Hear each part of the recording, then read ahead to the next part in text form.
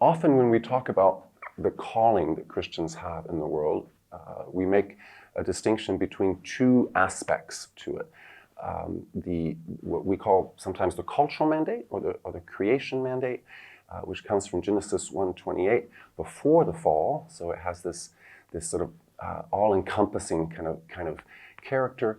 The calling to be fruitful and multiply, which is often understood as Christians bearing God's rule in the world and becoming culture makers, therefore, in that way. And so many Christians, especially in the last few decades, have really taken that to heart in seeing that as a reminder that we not only preach the gospel, but we seek to bring the goodness of God and the fruitfulness of life in Him in every area of activity here on earth, in the created realm.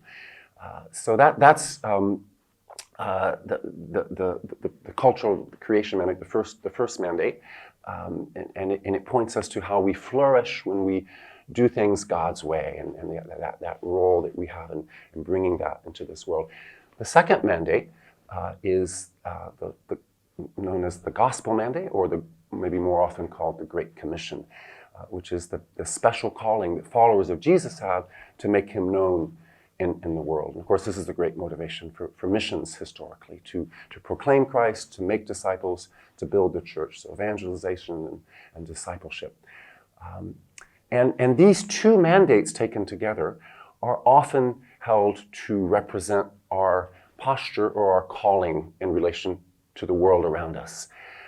So there's debates about how they should be understood in relation to one another, whether one should be given priority over the other, or whether one sort of encompasses the other. Some would say that really they're the same mandate, that the gospel mandate just restates or complements or fulfills the creation mandate. Others would see them as distinct.